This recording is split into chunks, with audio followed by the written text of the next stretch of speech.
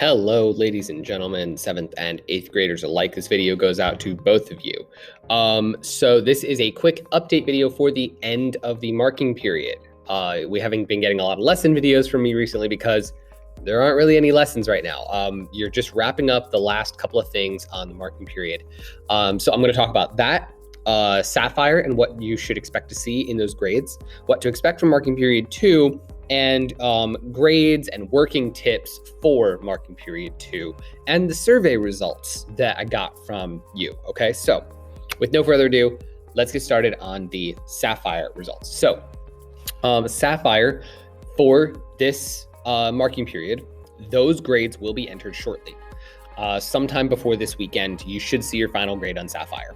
It may not exactly match the number that you see on Edgenuity because of a couple of reasons. One, I might be rounding up. So if you have like a 98.6, it's going to say 99, right? And two, you might not be looking at the right grade. If you're looking at your overall grade, that's different than your actual grade. Your actual grade is the one that should be matching your grade on Sapphire, roughly. Okay, a couple of you did extra credit, things like that. So I have to work those in. Also about Sapphire grades.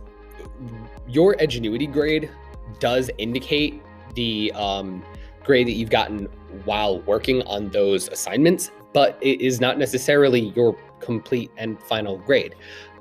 As we go back and look at your assignments, we have every right and every opportunity to make changes to that grade based on what we've seen from your work so far. So when you see, 66, 67% right next to your grade on Edgenuity, that does not guarantee that you are receiving a passing grade for the marking period. The teachers have the opportunity to grade you based on what we feel you earned. Okay, so please keep that in mind, especially if you weren't so honest on an assignment and we go back and look at essays or submitted work and realize that Edgenuity gave you an 80% or a 90%, when in reality, we know that this work has been plagiarized. We're going to give you a 0 and boom, drops you 3 percentage points and now you're failing. So please, for the love of all that is educational, get your work done to 100% and make sure that it is original and your own work. All right, moving on to marking period 2, what to expect. The only big change for me is that your essays are going to be changing.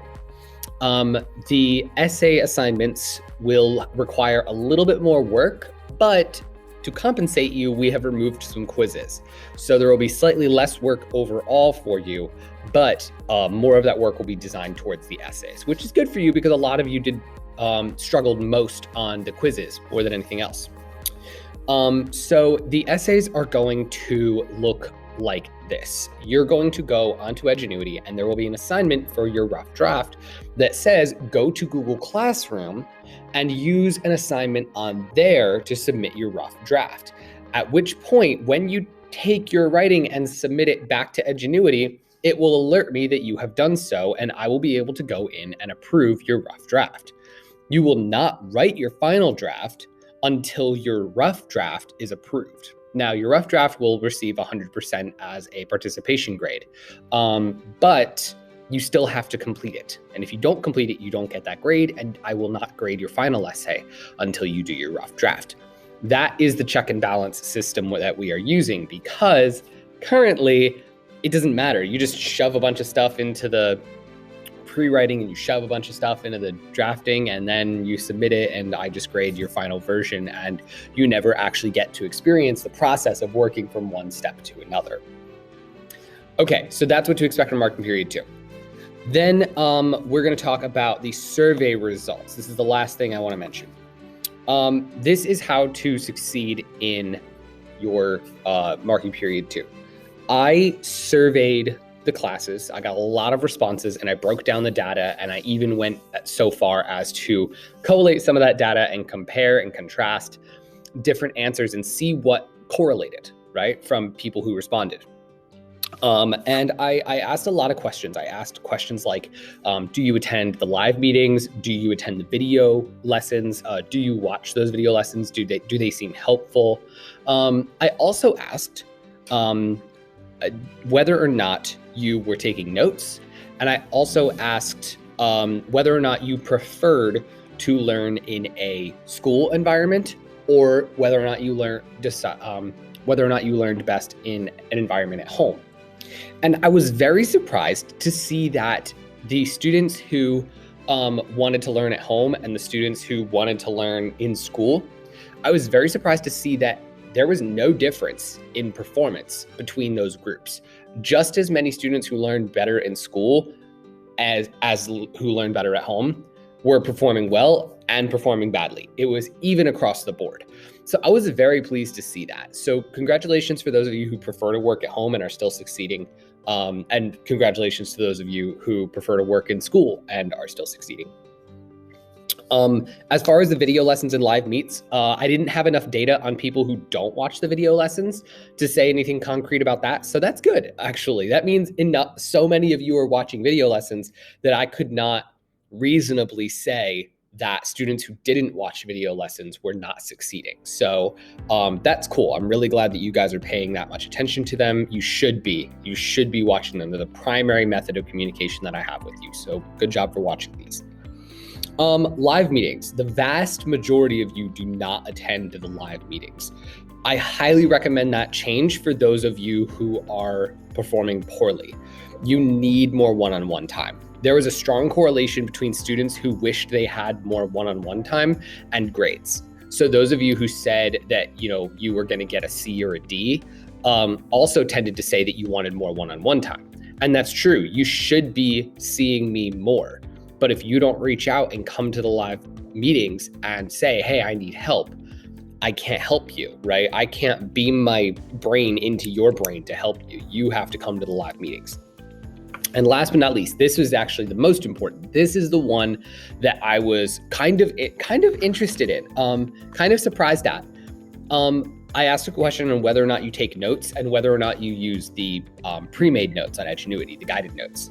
And it didn't matter whether or not you use the guided notes or just regular notes. But the students who used notes were vastly more successful than the students who did not take notes. That shouldn't really come as a surprise, but I was very pleased to see that the data backed that up. We always say, take notes, take notes, take notes, but it's true. The survey data from you that you, the class, answered demonstrated that those of you who expected to get C's and D's were not note takers, and those of you who did expect to get A's and B's were note takers. To me, that's a very easy thing that you can change. Edgenuity has guided notes, and 7th graders, for your first lesson in marking period 2 tomorrow, I'll be sharing those guided notes with you right to the Google Classroom. So even if you don't know where to find them on Edgenuity, which I know you all do because I know that Ms. Fisher showed you, you should be doing those guided notes for the first lesson. They're very short for English class. They're usually only like 5 or 6 pages, one-sided, as opposed to the other classes where they can get up to like 12, 13, 18 pages in one of the social studies lessons.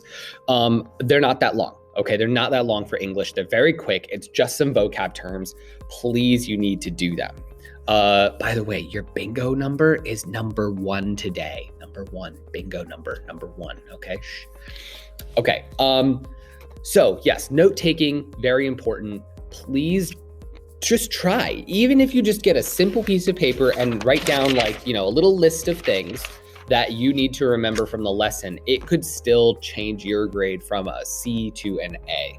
That's how significant note taking is, especially for your quizzes and your tests. All right. That is all I have for you today. Please keep an eye out for another video lesson coming in on Thursday or Friday. I will be doing live lessons on Thursday related to your first marking period 2 assignment. So please come and check that out.